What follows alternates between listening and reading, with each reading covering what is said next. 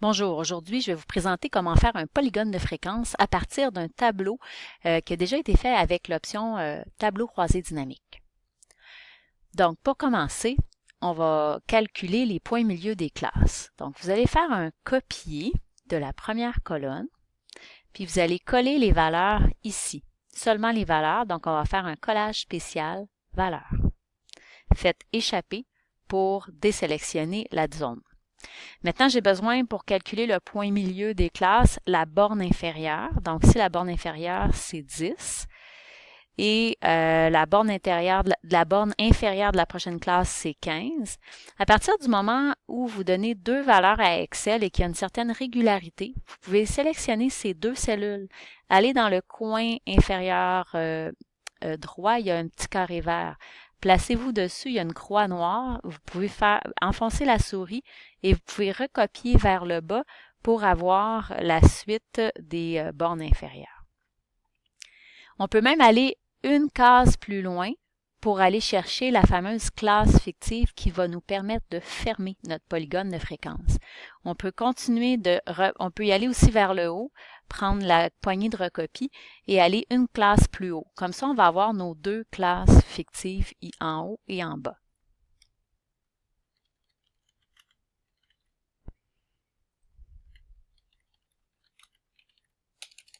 Voilà.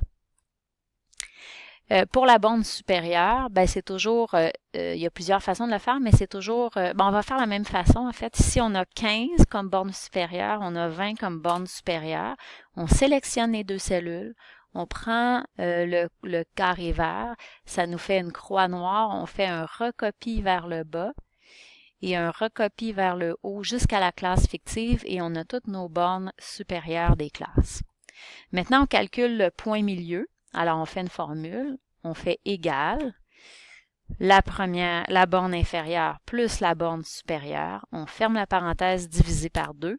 Ça nous donne le point milieu de chacune des classes et on fait, avec la poignée de recopie, un copie vers le bas pour avoir le bon point milieu pour toutes les classes.